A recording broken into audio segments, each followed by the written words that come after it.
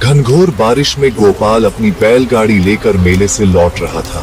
आकाश में काले बादल गरज रहे थे और बिजली की चमक से पूरा जंगल डरावना लग रहा था। शाम ढल चुकी थी और अंधेरा तेजी से चारों ओर फैल रहा था। हवा इतनी तेज चल रही थी कि बैल भी आगे बढ़ने में हिचकिचा रहे थे। रास्ता कीचड़ से भरा हुआ था और बैलगाड़ी के पहिए धीरे धीरे आगे बढ़ रहे थे। हे भगवान, ये कैसी आफत आ गई। मैंने सोचा था कि शाम होने से पहले घर पहुंच जाऊंगा, पर यह बारिश तो रुकने का नाम ही नहीं ले रही। अभी तो गांव बहुत दूर है। रात में इस जंगली रास्ते पर अटक गया तो बड़ी मुसीबत होगी। घर वाले भी परेशान हो रहे होंगे। काश मैं मेले में इतनी देर नहीं रुकता। बारिश और भी तेज होती जा रही थी। पानी की बूंदें इतनी तेज गिर रही थीं कि चेहरे पर चोट सी लगती थी। बिजली बार बार चमक रही थी और गड़गड़ाहट से धरती कांप उठती थी। चारों ओर सन्नाटा था। कोई इंसान, कोई आवाज नहीं, बस बारिश की आवाज और जंगली जानवरों की दूर से आती हुई अजीब आवाजें। गोपाल का दिल धड़क रहा था। उसने कई बार इस रास्ते के बारे में डरावनी कहानियां सुनी थी, पर दिन में यह रास्ता सुरक्षित लगता था। अब रात में इस तूफानी बारिश में सब कुछ बदल गया था। तभी उसे दूर से एक घंटी की आवाज सुनाई दी। Ton ton ton. ये आवाज बारिश की आवाज के बीच भी साफ सुनाई दे रही थी। गोपाल ने ध्यान से सुना। हाँ, ये किसी मंदिर की घंटी की आवाज थी।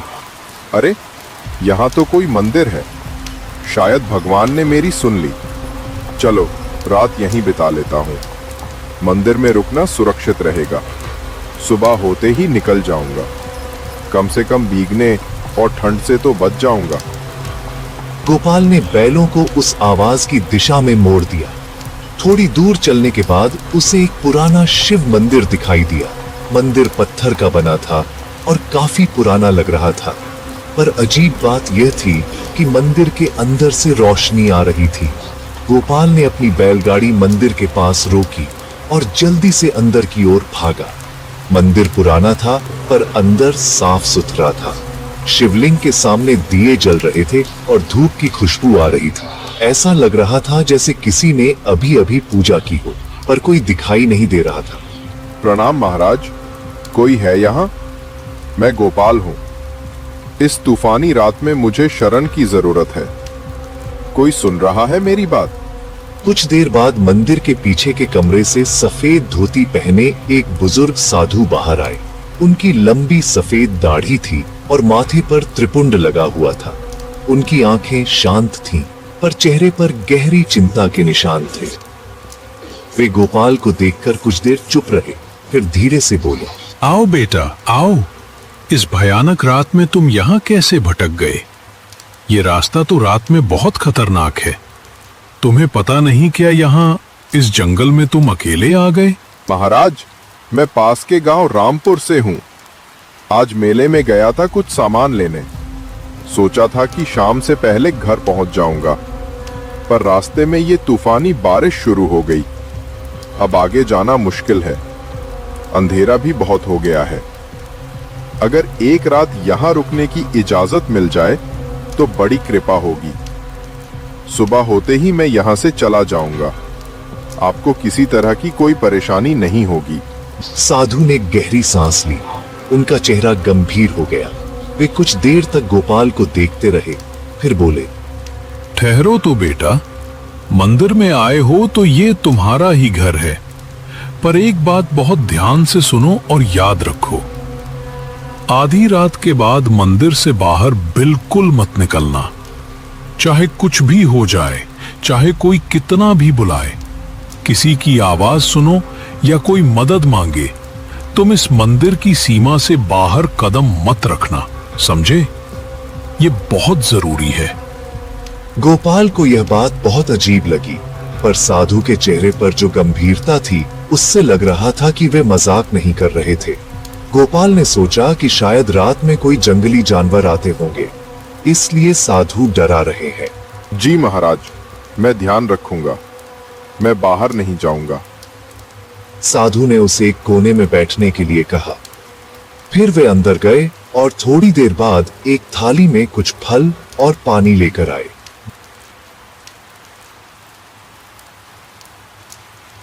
बेटा यहाँ ज्यादा कुछ नहीं है, बस यही फल खा लो और आराम कर लो। मैं पीछे के कमरे में रहता हूं, अगर कुछ जरूरत हो तो आवाज लगा देना। गोपाल ने फल खाए और पानी पिया। बाहर अभी भी बारिश हो रही थी। साधु ने उसे एक पुरानी चटाई और कंबल दिया। गोपाल ने शिवलिंग के सामने प्रणाम किया और एक कोने में लेट गया। थकान के मारे उसकी आंखें बंद होने लगी। रात गहरा गई थी। बारिश अब भी जोरों पर थी। मंदिर के बाहर हवा सन कर रही थी। गोपाल सोने की कोशिश कर रहा था कि अचानक उसे एक आवाज सुनाई दी। पहले तो वह आवाज बहुत धीमी थी, फिर धीरे धीरे तेज होने लगी। गोपाल, गोपाल, भैया। गोपाल की आंखें एकदम से खुल गईं। वह चौंक कर उठ बैठा। ये आवाज, ये तो उसकी छोटी बहन सुमन की आवाज जैसी लग रही थी। सुमन तो घर में है, यहाँ कैसे आ सकती है? भैया, कहाँ हो तुम? मुझे बहुत डर लग रहा है। प्लीज मेरी मदद करो। मैं यहाँ इस अंधेरे में अकेली हूँ। गोपाल का दिल जोर जोर से धड़कने लगा। ये आवाज बिल्कुल सुमन जैसी है। वही तरीका, वही लहजा जिसमें वो मुझे बुलाती थी जब डर जाती थी। गोपाल उठा और धीरे धीरे मंदिर के दरवाजे की ओर बढ़ने लगा। गोपाल का हाथ दरवाजे की ओर बढ़ा। उसका मन कह रहा था कि वह बाहर जाकर देखे।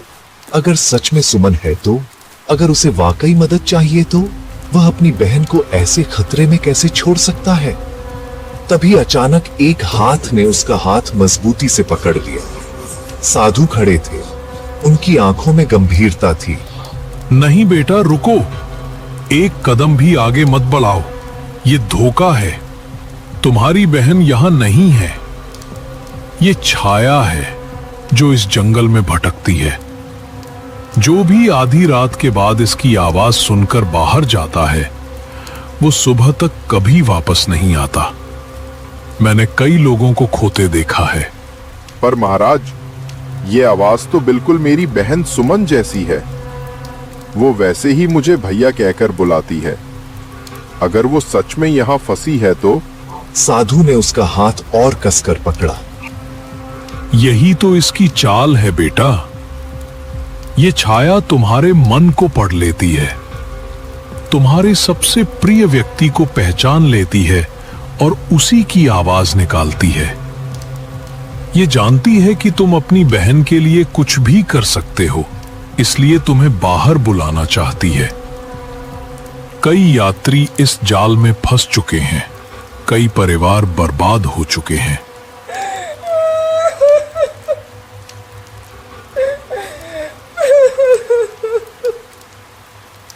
बाहर से आवाज और भी तेज हो गई। अब रोने की आवाज आने लगी थी। भैया, मुझे बचाओ, मैं यहाँ फंस गई हूँ। बारिश में मैं रास्ता भूल गई।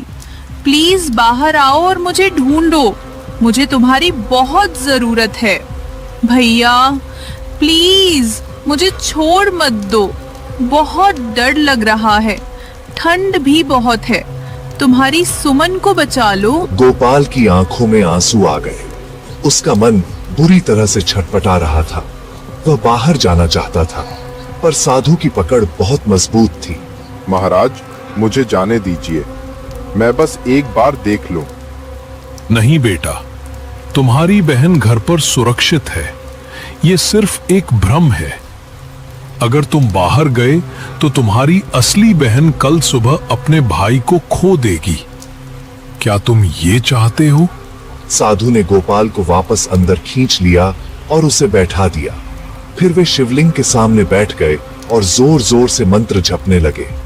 ओम नमः शिवाय, ओम नमः शिवाय, ओम नमः शिवाय। मंत्र की आवाज मंदिर में गूंजने लगी। धीरे धीरे बाहर की आवाज कम होने लगी, पर फिर भी वह पूरी तरह बंद नहीं हुई। तुम मुझे रोक नहीं सकते साधु। मैं वापस आऊंगी, हर रात आऊंगी। साधु ने मंत्र जपना जारी रखा। उनके माथे पर पसीना आ गया था। पूरा मंदिर एक अलग ही ऊर्जा से भर गया था। गोपाल डर के मारे कांप रहा था। कुछ देर बाद बाहर की सारी आवाजें बंद हो गईं।